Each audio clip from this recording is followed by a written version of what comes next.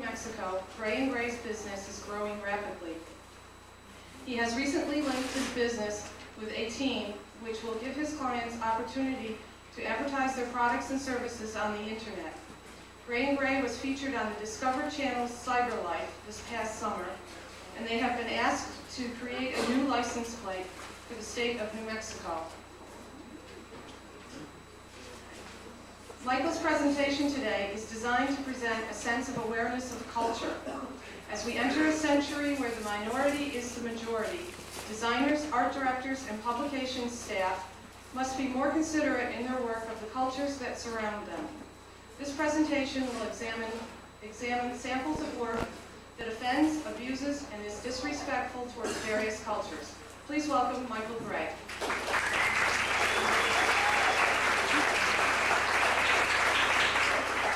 Thank you, and thanks for having me. It's my first time up to upstate New York, and so far it's beautiful, and the people have been great. What I want to do today is, in 5 years, when all you guys graduate, and how many of you are illustrators here? Wow. Designers? And then in advertising? Well, great. What's happening is that, I don't know if you guys realize it, but we as designers, illustrators, and in advertising have a power to change the way people view things and see things. And one of those things is culture. It's very different. I remember in college going through a assignment, and everybody was from all over the country. And so what happened was the professor said, draw a tree. And the different trees that came up, a cottonwood, a pine tree, things like that. And that's what happens with culture. The tribes up here in New York are very different than the tribes in New Mexico or Montana. The Hispanic culture in New Mexico may be a little bit different from some of the Hispanic people up here, how they live and what kind of foods and things like that. And so as you go out into the world to produce things, whether it's advertising or design, at one point you're going to come across some of that problem. I heard that some of you guys did an assignment on designing a logo or something for Indian nations. I'd love to see those, but I bet a lot of you, as you were out there doing them, really came across some interesting subject matter and found it very different from, someone was doing one for the Navajo Nation versus the Blackfeet up in Montana. Very different. But what I want to do is I want to broaden your perspective on cultures in this medium that we're using, advertising, illustration, and design. And as we go through it, I'm going to be biased because I'm Native American. So everything you see up here is going to be Native American. But as I show you these images, put African American faces in there, put Jewish faces in there, put Italian faces, and then start thinking about it. As we go through it, you'll see images of, for instance, Land O'Lakes butter, Mohawk paper. We'll run through that. But think about that if a different culture was in there. There's only about 2 million Native Americans in this country, so we're the smallest minority right now. And that's why I think to a certain degree we're what I like to call picked on. But I'm starting to gather more and more information on other minority groups that are being misrepresented in advertising, design, and illustration. So what I'll do is we'll go ahead and jump on the slides if they got them working.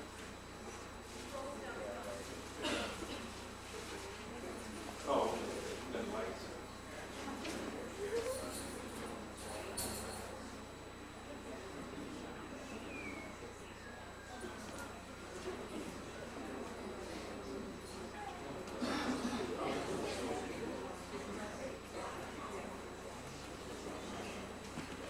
Handouts that you were given. What I had done is, in preparing articles and talks that I've been giving, I went to the U.S. Census to find out really where minorities are living and what's happening. And one of the things about it is really striking to see the projections of what's going to happen in, for instance, the year 2010 or the year 2000. Certain cities that we think. For instance, like San Antonio, Texas, which is already 50-some% Hispanic.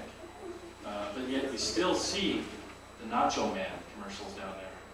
You know, if I was Hispanic, I'd be offended of the little guy wearing a sombrero sitting up against the wall all the time. I mean, that's on every product that we see. And it's in San Antonio, Texas. It's in Corpus Christi, Texas. And those places are highly populated with Hispanic people. But it's us, you know, it's going to be you guys that are going to create this image, you know, for products and that type of stuff. So why don't I kind of run through that with you?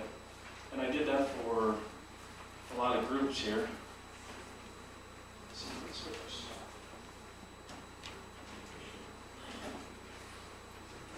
Anybody? Yeah.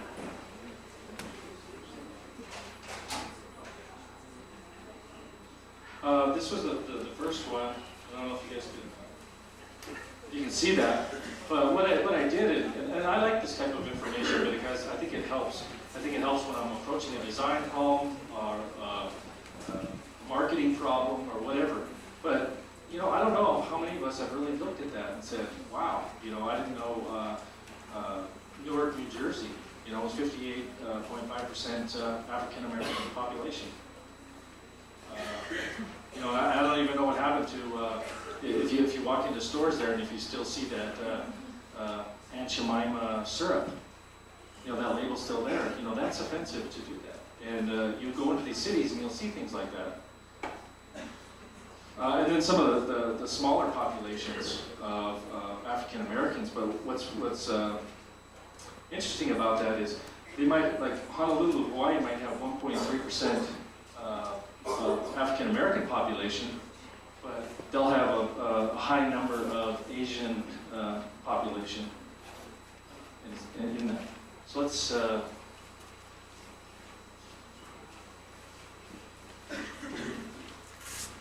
yeah, you see now they jump up to 70%. Really West Coast here. And as I've given this talk, I've met many people in different cultures. And a lot of them, see, I don't see the Asian stuff or Pacific Islander stuff that's out there, but that culture is also being misrepresented. As I find out from people in giving my talk, they stand up and say, "Hey, yeah, you know, I saw a billboard the other day that you know, this company was selling rice or something, and they draw this little guy on there, or the symbols. You know, how many Japanese symbols do you see in design?"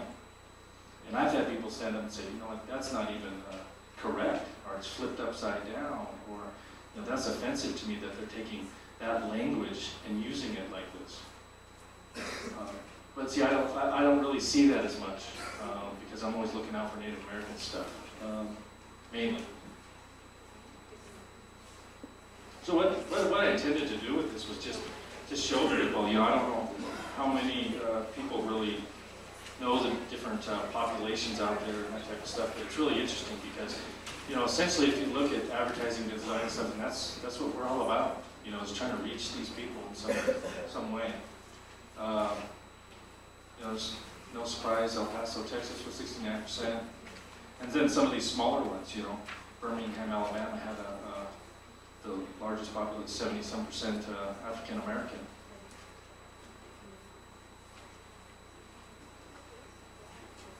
And then the last one, because we are such a small number, you couldn't really break it up into percentages because it'd be a lot like 0.01% in this city or whatever.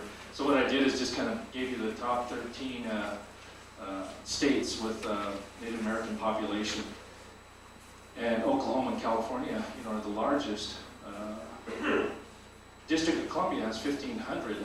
I think they're all lobbyists for tribes, is what I think, working over there. But, you know, it kind of gives you an idea. I mean, every state in the country, when you go to the Census Bureau for this type of information, what you do is you find out that for me, I found out every state has some type of Native American population in it. And then when you see these images, you know, that will pop up that we're affected by, you can see that, you know, out there somewhere it's affecting somebody. But all this information was taken from the census, and it can break it up into a lot more, which is nice if you're ever kind of doing research on this or a problem. And also on that back of that handout, what I tried to do is provide information to you to call certain areas, like there's a National Hispanic Chamber of Commerce. You know, to be a better designer, to be a better illustrator if you're working on that problem, it seems like it would make sense to take that extra step to find out if, you know, you're offending somebody. Or the other thing is the big language issue. A lot of problems and a lot of, I know a lot of advertising agencies were getting into it where they want to break into the Hispanic market because it's so popular, but yet you know, saying something in English and then putting it in Spanish meant a totally different thing. And I've heard of campaigns that were, you know, millions of dollars were spent on them. They sent them out there to the public, and then they said, oh my gosh, you know, this thing is not conveying that message because it's totally means something else in Spanish. So they had to pull it and redo it again. Because somebody down the line didn't take that extra step and say, hey, wait a minute, should we involve some Hispanic people in here and have them look at this and read this and figure out what it really means? So that's kind of this message too for you guys when you get out there, is take that extra step, and even when you get jobs, you know, kind of challenge your bosses or the people you're working for to take that extra step. Everything will, you'll only be better for it, you know, in the end. Is this thing working now?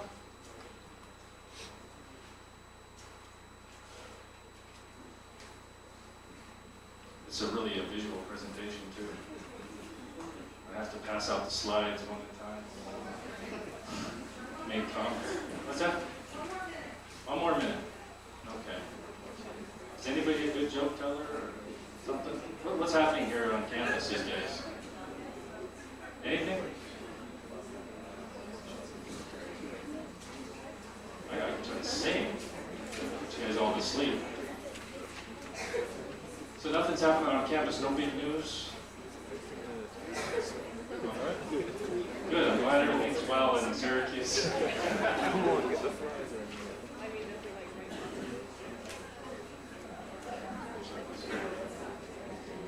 What are we waiting for?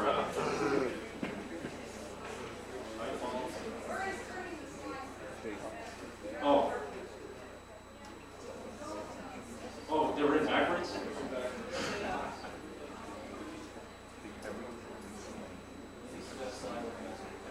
Yeah, you're just doing really well.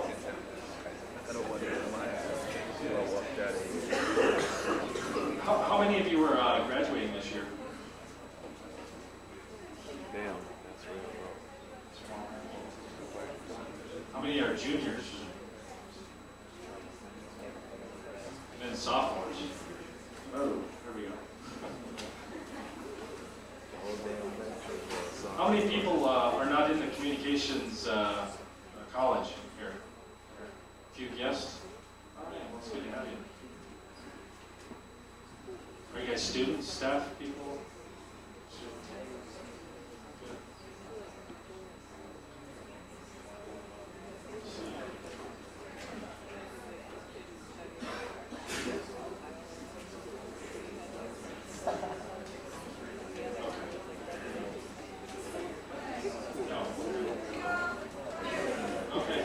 see.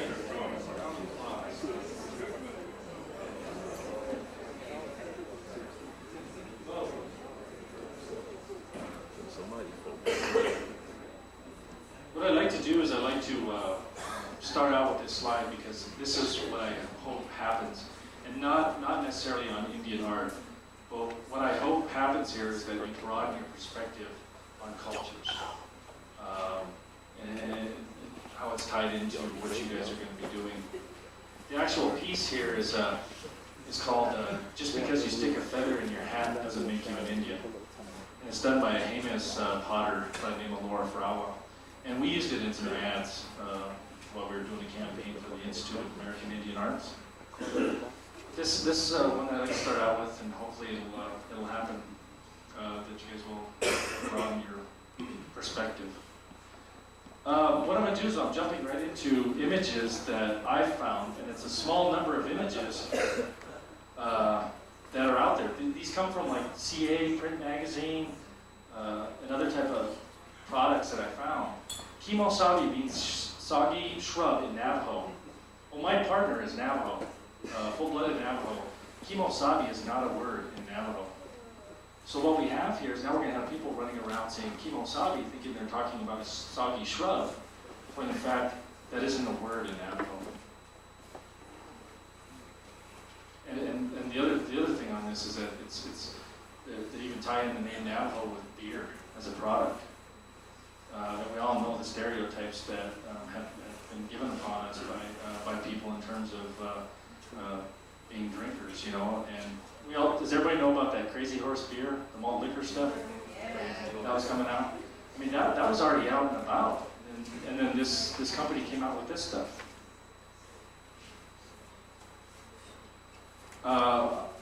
Is everybody familiar with this bank logo?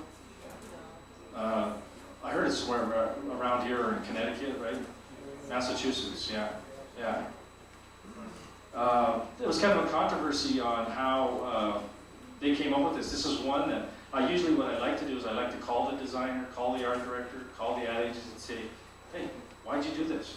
But this one has been around for about 82 years, so I don't think I'm going to find the art director. And I've tried. But with what was happening with the tribe in this bank, it was kind of a split.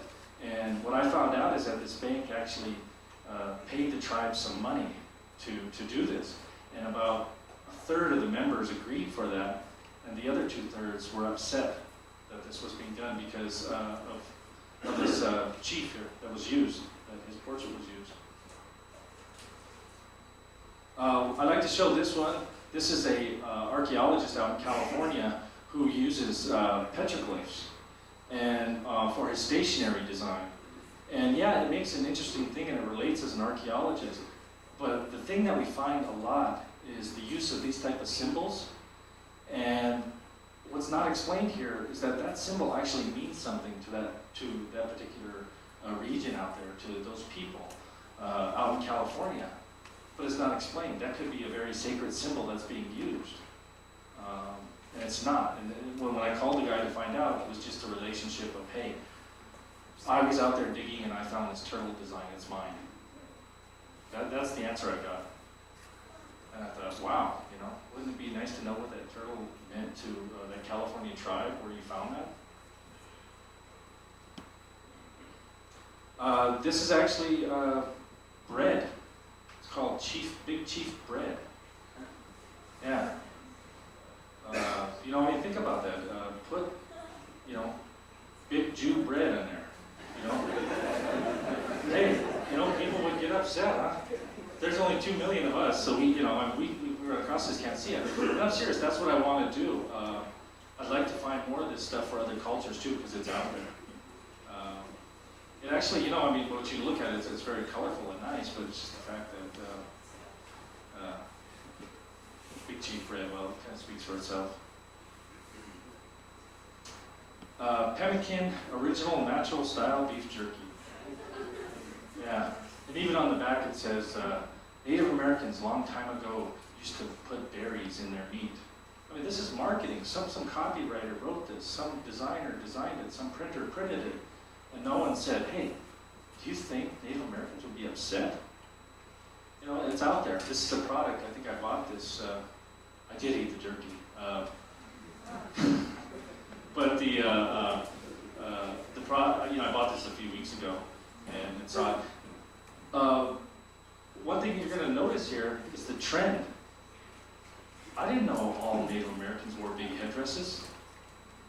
You know, every single one of them that we're going to see is represented this way.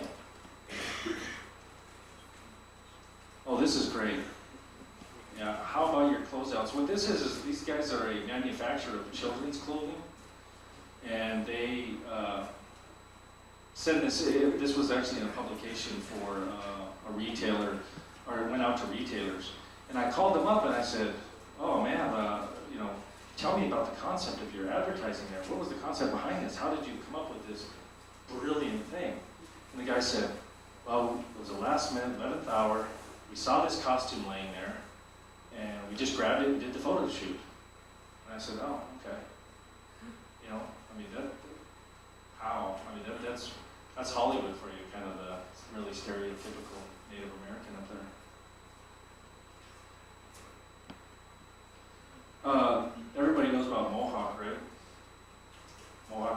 is actually a champion ad. I haven't really taken the time to photograph Mohawk stuff yet, but I've had some long conversations with the marketing director up there. And recently I was giving talk to the University College Designers Association out in Santa Fe, and Mohawk Paper was out there handing out samples to all the designers and art directors and whatever. And I said, yeah, I heard you guys did a series of swatch books. You guys are all familiar with the swatch book, on the Mohawk logo. And they asked a bunch of designers all over the country to do it. And she said, yeah, and we used Native Americans. So I said, can you send me some of those samples? And she said, sure. She sent all of them to me. Not one was a Native American artist or illustrator that they used. But she was willing to tell me that they did. And I don't know why they did that. But what I'd like to do is I'll actually read, I actually called Mohawk Paper and I found out that Michael Barut of Pentagram Design, we're all familiar with Pentagram Design, he's the one that did this. He's the one that did the logo for Mohawk Paper. And I called him up and I said, yeah, Michael, introduced myself and said, I'm kind of curious of why you did this. And he said, well, the Mohawk logo has always been there. And he said, it's actually been used just as a watermark. And I said, just as a watermark? I said, I see that thing on packaging, I see that in ads, that's more than a watermark. And I said, did you even consider the Mohawk people when you were doing this? And he said, no. But 5 years ago, which is now about 7 years, he said, if I would have talked to you, I would have considered it. And I said, that's what's going to make you a good designer, a good illustrator, a good artist, whatever. Take that extra step, flag it down. So to me, Michael Barut, yeah, he has some good design work. And I'm not afraid to say, but he's not a good designer. Because he didn't take into fact that a Native American culture was being misrepresented on his design. But anyway, I asked Laura Shore, the marketing director at Mohawk, and I said, why did they come up with that? And they said, well, we're just in the Mohawk Valley region. That's where the paper company's located, and that's why they've been using the logo. And I asked her too, I said, did you consider the Mohawk people? And she said, no, but we're gonna have to figure out ways to get more involved. And that was over, 3 years ago.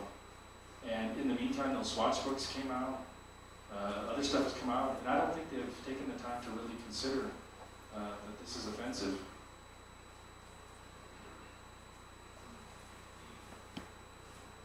Antigua. Now this is a really interesting design. It's actually a logo for a company. And what it is they're really misrepresenting a lot. They have a Pueblo style outfit is what I found out underneath that mask, and they're also using a Hopi mask. So two things that they've done is blended two tribes together. And the only research I found out about Antigua is that it's in a city in Guatemala or somewhere. Yeah. So really what they're doing with this company, actually I thought was an insurance company, was misrepresenting all three whole areas with their design stuff. Arizona. This is out there. Pina colada. Actually, I got this at Walmart. Yeah. It's interesting illustration. But here we have a guy with a big war bonnet on, and Arizona. Not too many of the Arizona tribes look like this. The Hopis and the Navajos, the Pimas, the Totopotoms, they don't wear headdresses like this. So here's a total kind of misrepresentation. But I found out that Arizona iced tea and their packaging, they attribute a lot of their growth and stuff to that packaging design. But now with this, I don't know. Sioux City, grape strawberry lemonade. Kind of speaks for itself. It's got the same look and feel. Now here we have another chief. And I actually think they're in Sioux City, Iowa. That's why they came up with this. Yeah, some of those ones like Mohawk Paper and stuff, I'll take the challenge and call Pentagram Design. I'll call stuff like this. You end up calling a beverage company or a packaging company, and sometimes it takes you, 10 layers before you get to somebody who says, "Oh, Yeah, we contracted that out. I don't know who did that. You know, they're not willing to admit it, but I did find out through some agencies, like design agencies, you pretty much can get the designer on the phone and they're willing to talk to you about why they did it. So I don't know the whole reasoning. I just assume that they're following Arizona Ice, or that Arizona Iced Tea, their packaging kind of stuff, their marketing niche of making package. Here's another one. This time at least we got the chief on a horse. You know, Land O'Lakes butter. Yeah, this stuff is out there. Now see, here's what I like to see. You know, put a picture. You know, I don't even know who the maiden is supposed to be. Sacagawea, Pocahontas. I have no idea. That's a whole other issue. Pocahontas. We won't get into that. But think about it. Now all of a sudden, put a guy standing there with a beard, menorah, Torah in his hand, and sell butter. Will it sell? I don't know. People buy it. Put a picture of Martin Luther King on there. You know, butter. That's what I want you. That's what I want you guys to do. You know, think about it in those terms because that's what will happen. This is actually a T-shirt. I think this was in Print Magazine, one of the recent ones. This is Chippewa Boot Company out of Minnesota. They actually produce cowboy boots. And the thing about this, and the reason I show it, is because of the turtle and the bird. A lot of tribes have a lot of respect for the turtle and the bird, and those symbols are used in ceremonies, to history, to things like that. And this guy's actually selling cowboy boots with it, and he named his boot company Chippewa, and it has nothing to do with the Chippewa people. It's kind of like the Navajo Ford Explorer.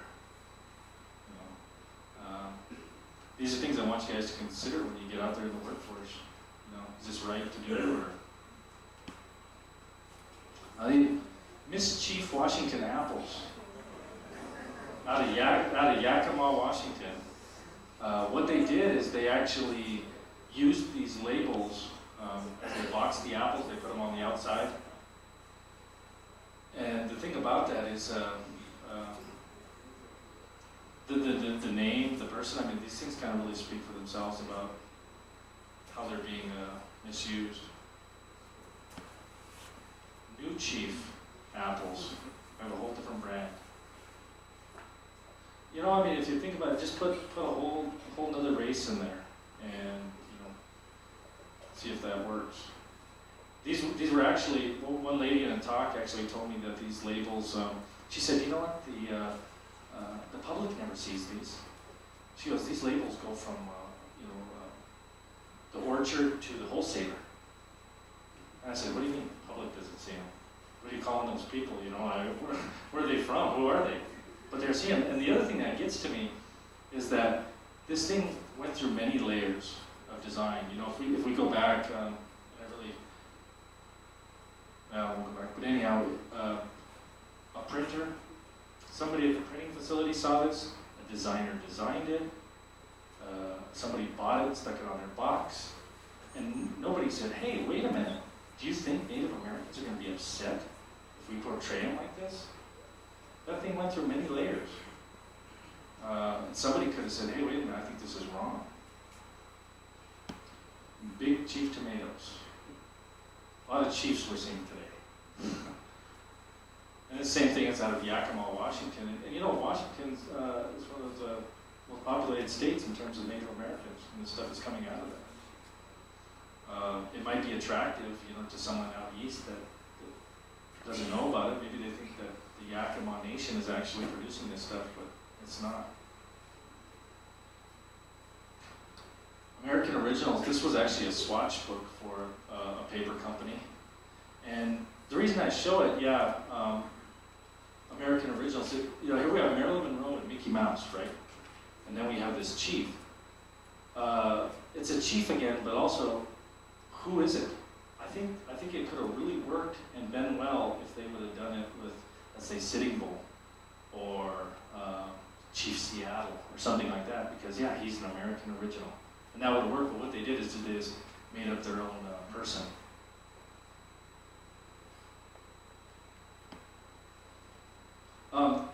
show actually is a summer fest. It's called Indian Summer in Milwaukee, and they do this poster every year.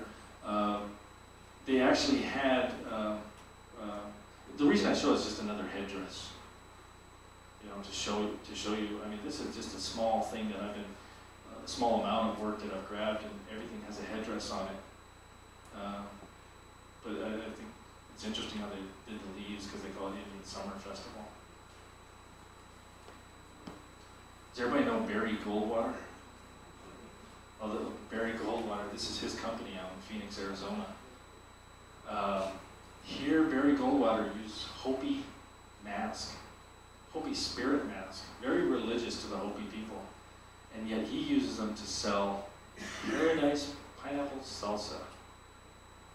I don't know, you know, I don't know if these things are actually being sold in Arizona or if they're taken places, but even on the label, if you could read it, it talks about these masks. If one thing that he did correct was he kind of tried to explain the mask, you know, to people. But I don't know if he said, hey, you know, is this something very religious to you guys, and do you mind if we stick it on a salsa label? Oh, this is one of my favorites. You can't read her name, but this is a designer, and her name is Sue T. Krolik. And I just find it interesting that to me, that doesn't look like a Sioux person I know, you know? But she takes that, and this is this was in How magazine, where I saw her logo, and I tried to call her, but she wouldn't return my call. And I kind of explained to her what I was doing. I don't know if she still uses the logo or not. It's pretty recent, though.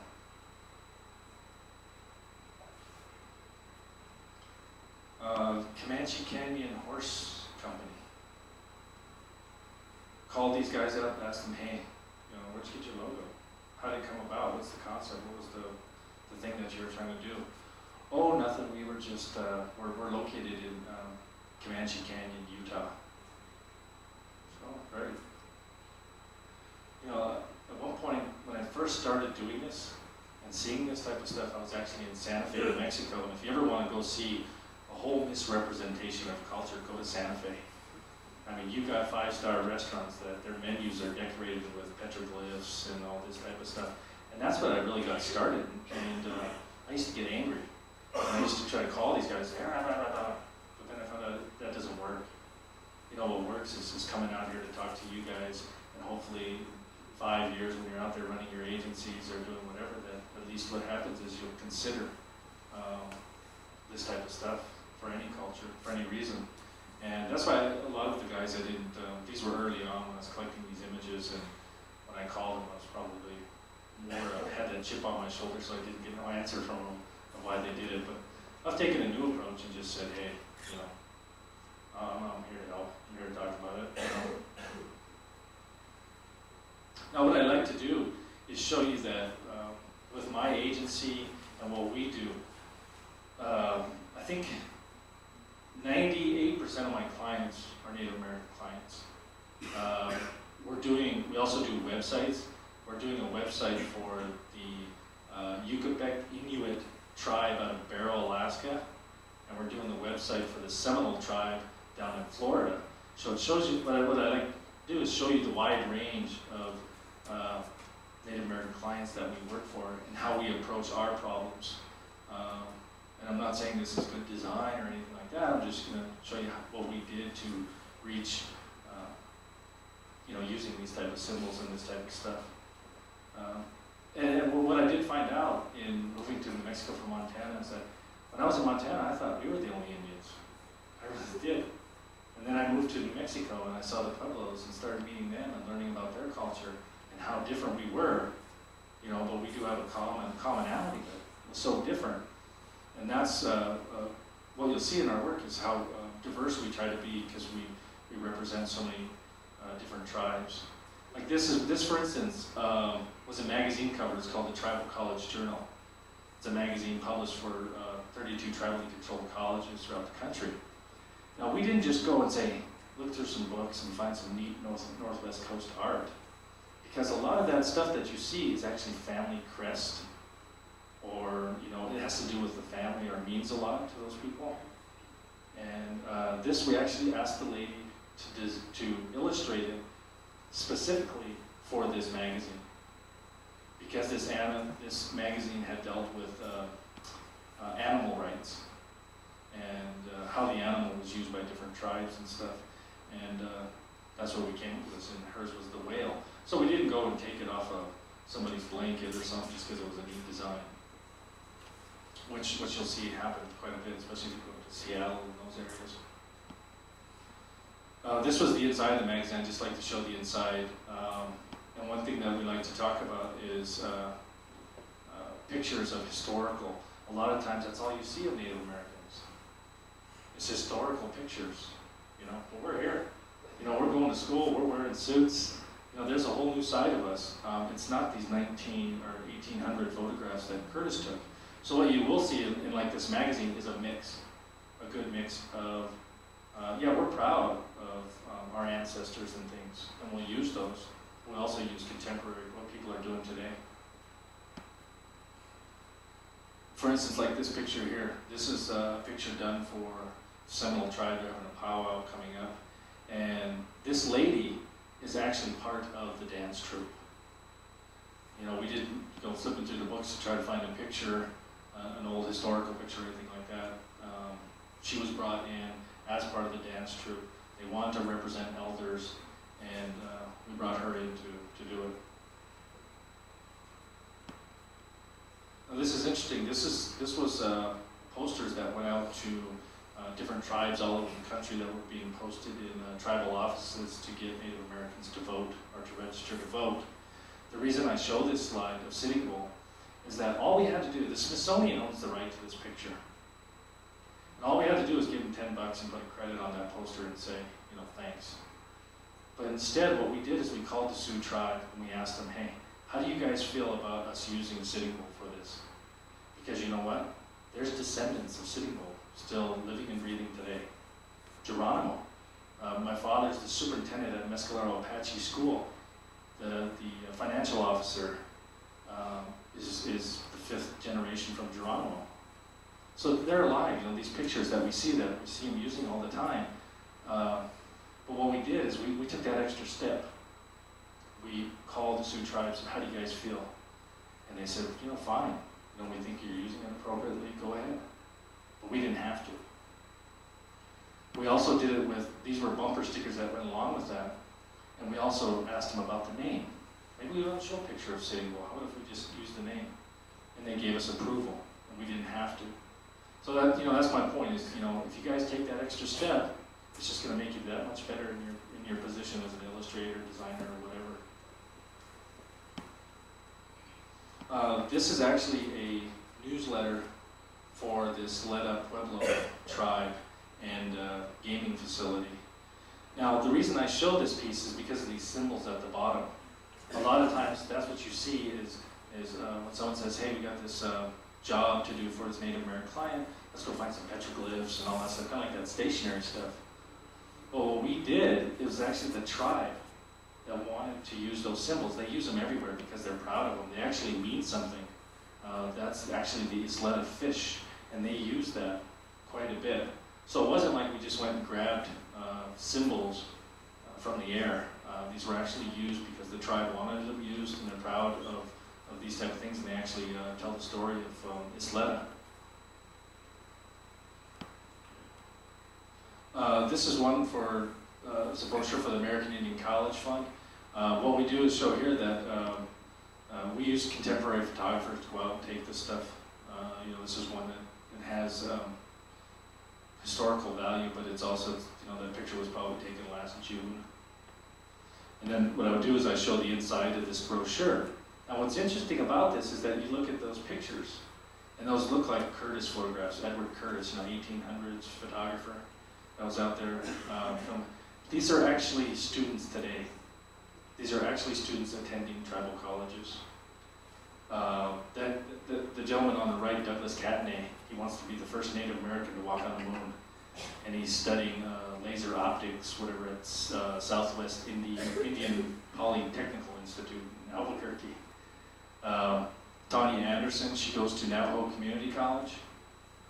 But what they did here is, because the college fund is raising money for the colleges, is they had to appeal to the people who see Native Americans in that kind of historical light.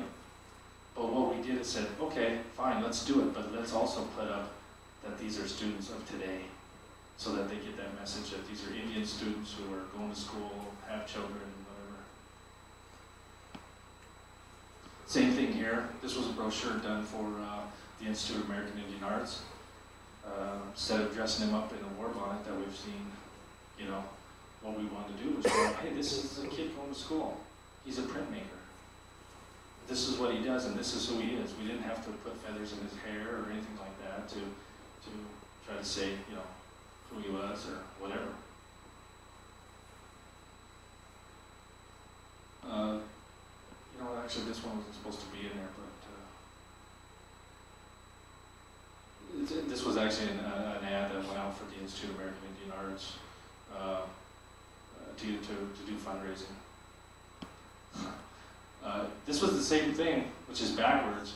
It was opening up the museum, and now what we did here is that one thing that, I guess that one was supposed to be there. What I'd like to show is that this was going out to announce the opening of an Indian museum. I feel, as an Indian advertiser, that we don't always have to put in teepees and feathers and drums and all that stuff. We can compete just as well by using this non-Indian guy and his dog, you know, and create an effective ad that'll get people to come to this museum. The same ad, though, went out to Indian country. It went out to News from Indian Country and Indian Country Today, which are large national newspapers. And what we did, though, was to be appropriate. Most Native Americans aren't going to relate to the white guy and his dog. So what we did was we got one of the families together that worked at the institute that was willing to do this. And this was his name was Alvin Sandoval, and he's our Navajo guy that wanted to do this. And this was an ad that went out to Indian country. This what I'd like to show is a poster done for the institute, and it was one of those things where we didn't just find an image. Again, what we did is we asked the student to create this painting specifically for this project. You know, that's what I think happens. I think we try to grab onto icons too much from any culture, and we just stick them on there. And I think if we take that extra step and get people involved that know what they're doing, things won't be misrepresented.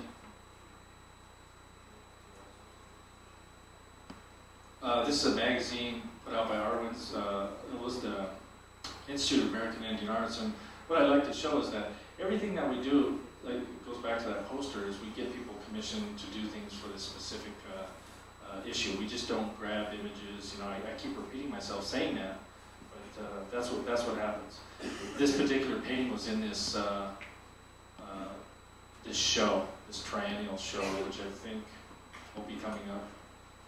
But it has some relation to do with the magazine. It's not just something on the cover.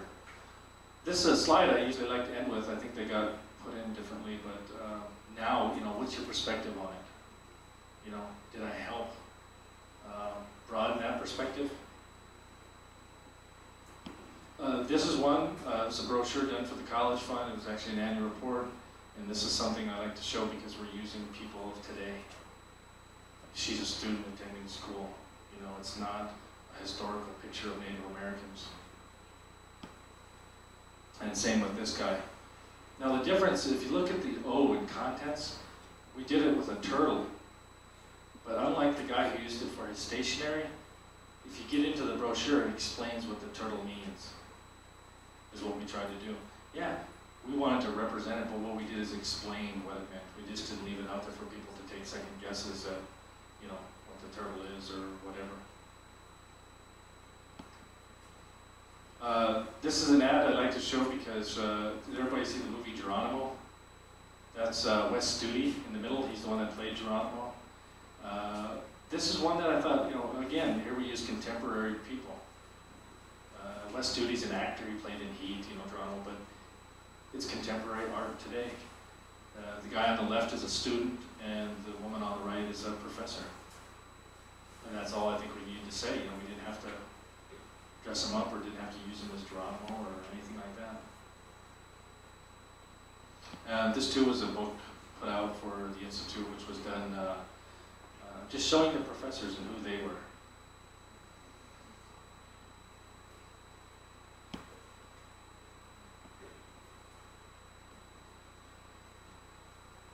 These slides kind of got out of order. This was that magazine, the cover with the very colorful teepee. That was a painting that was part of this alumni triennial show. That was done. This is just a spread out of the magazine showing more artwork by some of the professors and alumni. But that's it. What I'd like to is, get some questions from you guys.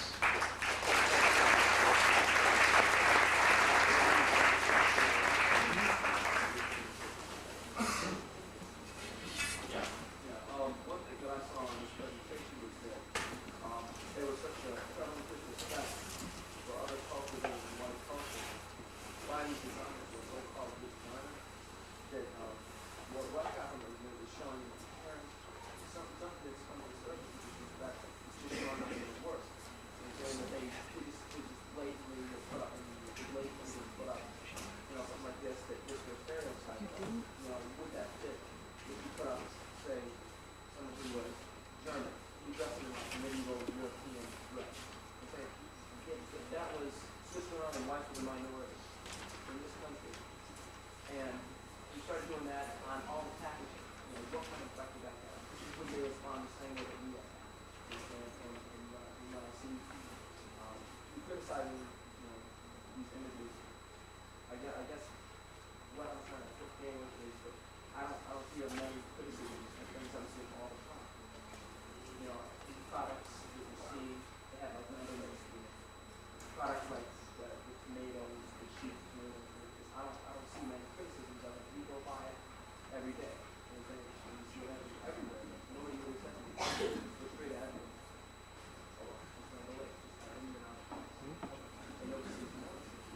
Yeah, you're right. He's saying that it's so much out there that people aren't saying, hey, wait a minute, that bothers me. No one's really saying anything, and it's everywhere. If you look hard enough, it's a lot of cultures are being misrepresented like that. But what happens is a lot of what we saw is not out of any racism. These people aren't doing it because they're racist against Native Americans or African Americans or whatever. It's a lack of education, and that's where we come in. That's where you students that go out there that are going to be better designers and stuff are going to now I hopefully will say in 2 years when you're approached with a problem, you say, hey, remember that guy? Where was he from? He was talking about those images. Let me now go and take that extra step and find out if this is offensive to a culture or people.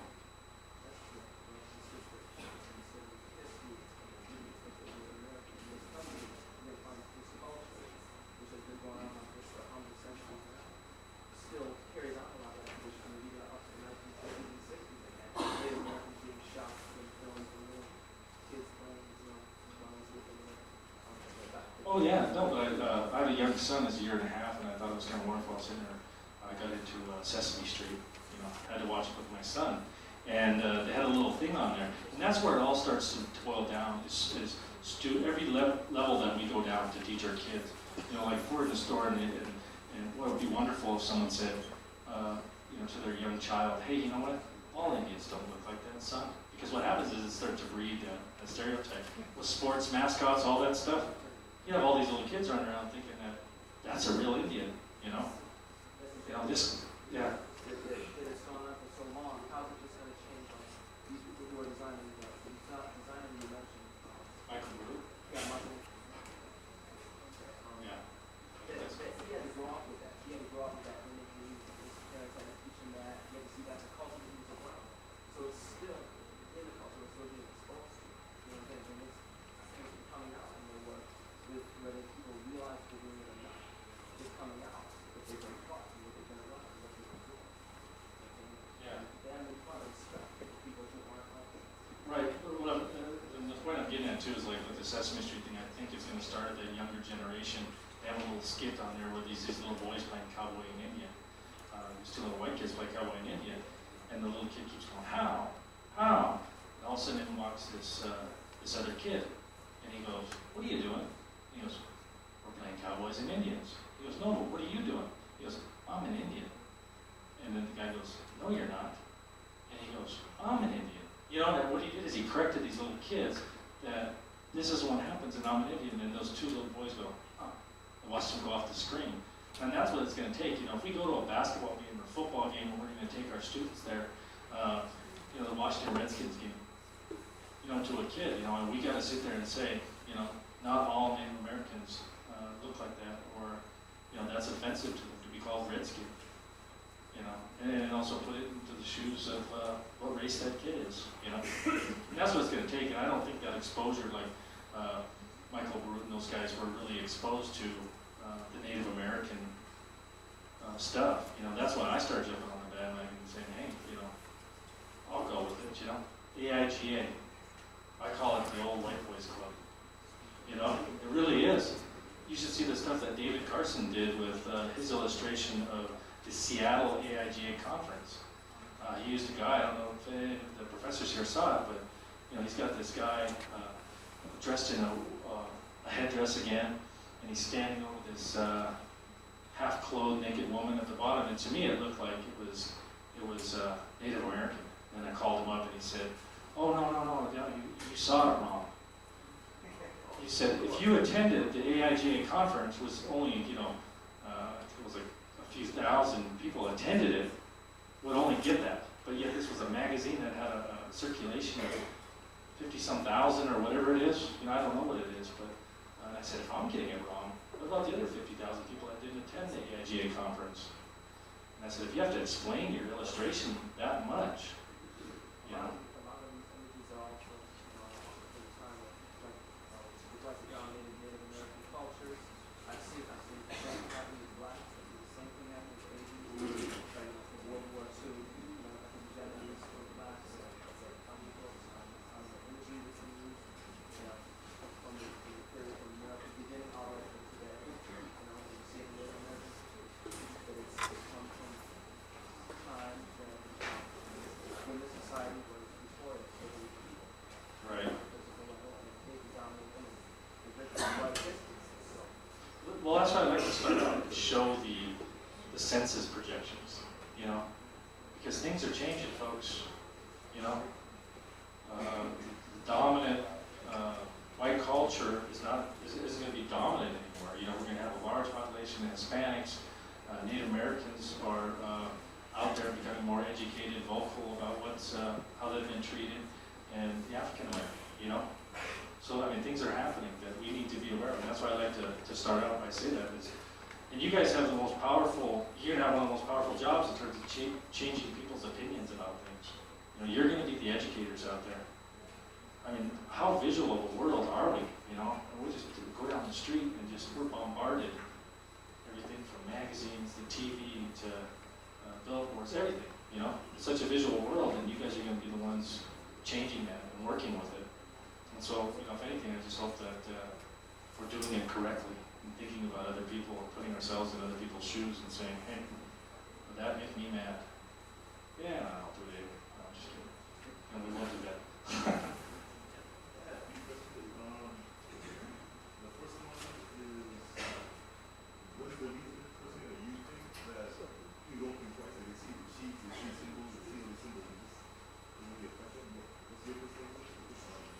Why they do that? Why they just the whole lack of education. Maybe growing up in New York City, the only exposure to Native Americans that they've had is on TV. You know, something like that. They don't realize that there's a whole population of people out there living and breathing. So I think it's just a lack of education that's causing it.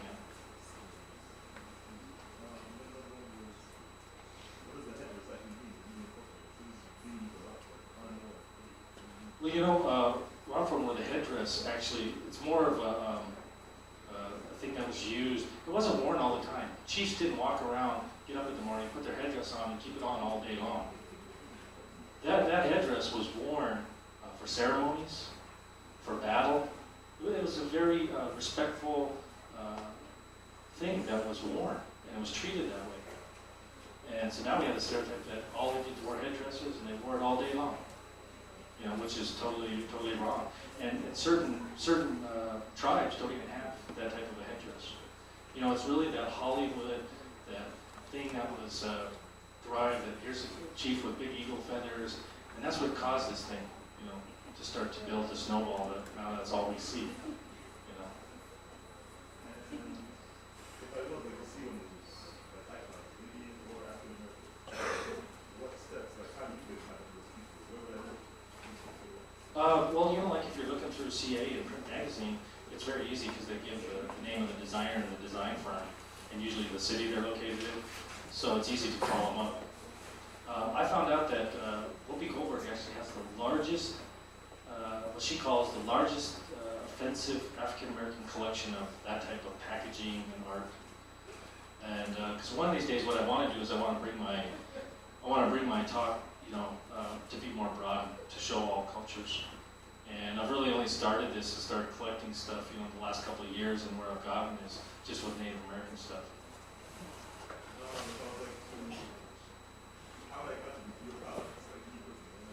Right now, anything you see, find, and you know that's offensive to you, or you think, hey, Mike, check this out.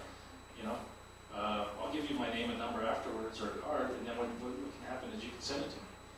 The more I have, the better. You know, that I go out and talk to people, things like that. That you go out and talk, that you stand up and you say, hey, this is wrong. When you go get that job, and you're working for that firm in New York City, and they're doing something for El Paso, you know, salsa sauce or whatever, and they want to use the little Mexican guy with the sombrero and, you know, sitting against the building having a siesta. Say, hey, wait a minute, you guys, I don't want to be part of this. Stand up, you know, I mean, that's what it's going to take. And you know what, you're going to be a better designer or illustrator or advertising person for it. You will. Your stuff will be that much better. And that's why I can sit here and say, you know, I'm not afraid to call these guys that have done that. You know, they might have put themselves on a pedestal because I'm part of, and I don't mean to offend anybody, but every time I go around the room, everybody knows pentagram design. You know, and these guys put themselves on that pedestal, but yet you see stuff like that coming out. And then when you talk to them, you know what I mean? So nobody's at that level. Nobody's above anybody else, especially when you're dealing with culture. You know. So I mean, that's how you can do it. You know, stand up and say, hey, it bothers me. I have only one question. That you use the term tribe when you're dealing with Native Americans. Yeah. I wonder, you know, why that is. Why you sort of relate to tribes, you know, African or Native American or whatever. You get the label of tribes, you know, dominant country European stuff. When it's under tribes too. Why are we tribes in the nation? Yeah, I mean, I don't know. Does anybody know really where tribe had? Oh, the question was, it was kind of a long question, but where the word tribes, or how we're being labeled as tribes, you know, like they have, they're labeling African Americans down in Africa as tribes, or Mexico they have tribes. I don't know if anybody.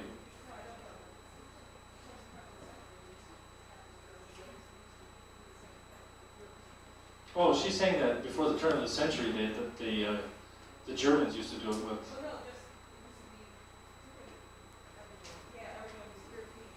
Oh, okay. So it used to be.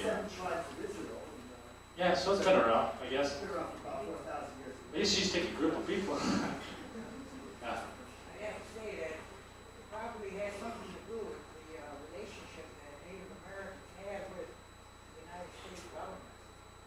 Indians are not another minority. Indians are a nation within the United States, and they have treaties with the United States government. So the government probably, in the beginning, identified them as tribes. To this very day, they'll still identify themselves as tribes because of that treaty relationship with the United States government. It's a good explanation. What the hell? Yeah. That's great.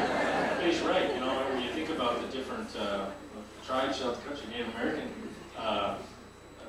It's a government within the government, and that's this whole thing about sovereignty that tribes are facing now with the government, about being their own nation within a nation, or even within that state. Oh, okay. Well, I was just gonna say that, well, before the presentation, I pretty much, whenever somebody, you read the paper about, somebody being offended by images, I used to think that was kind of, that they shouldn't be offended because it wasn't like the image was being used in an offensive way. It wasn't like some of the portraits are actually like, that, of the American Indians actually look like, they were done like with intent to really glorify and I mean, some of, the images that I saw there, I was like, they got a little really stereotypical. But some of them it seemed like they were trying to represent the proud side and the ties to they tried to represent like stability and just a lot of good qualities. And so I used to think that things were going too far. But after the presentation, I realized I could see how if the image wasn't being used, like it had nothing to do with the actual the tribe or something. It had nothing to do with the image. They just wanted to use it because they could have really stuck anything at all in there, and they just happened to choose an image. I can see how that would be offensive. But I was just wondering, like, how would you like get in touch with somebody to ask? Like who would you call? Well, like for instance, on the Native American stuff on that handout, in terms of finding out whether it's offensive or not, I listed. There's not one tribe in this whole country that you shouldn't be able to get a hold of, because I gave you numbers to what they call the area offices, and they're all in there.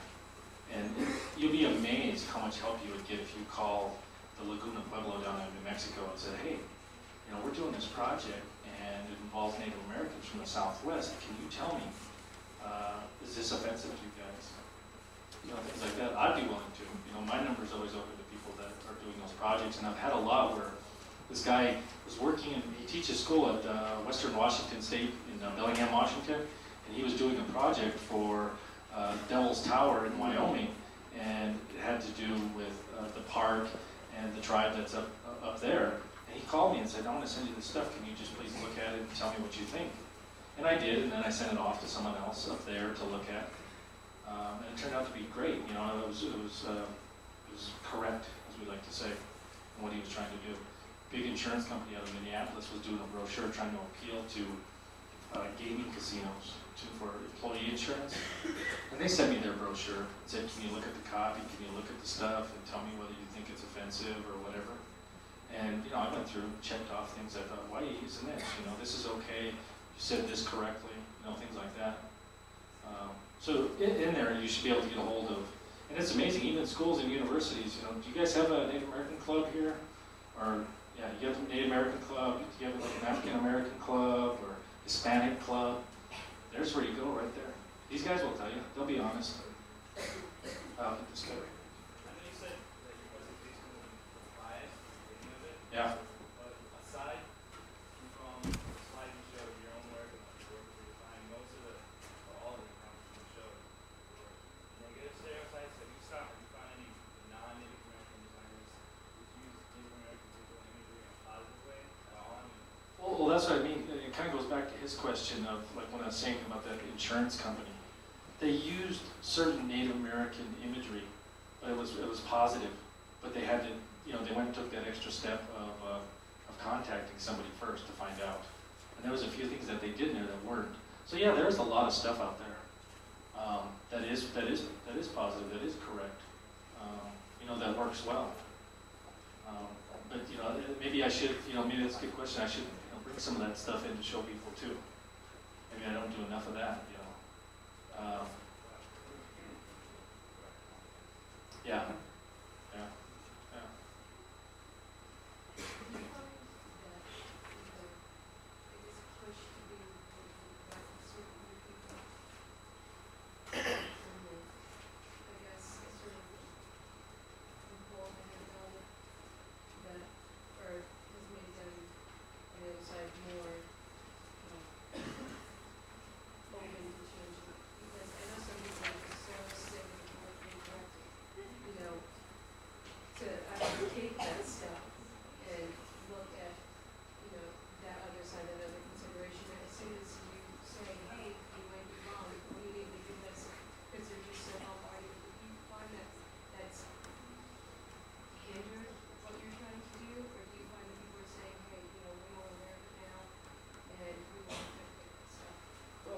surprising thing is that a lot of this is really one of the second times that I've talked to university level. The rest has been professional, people working, doing their stuff.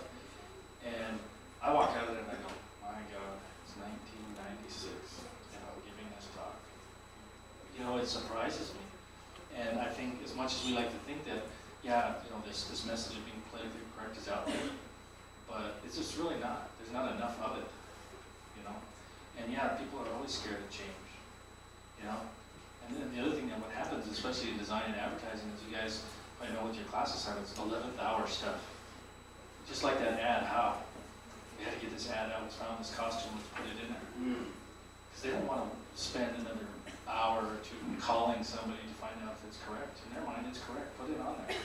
Let's go, we're not going to get too many people mad at us, you know what I mean? And so also change is scary to people. We all know that, that's why they do that. They don't want to hear it, they don't want to see it. It requires more work. Okay, Michael, we've run out of time. Hold your seats. Michael, we have three really interesting handouts here. One is Designing in Tongues. One is an article from the AIGA Journal.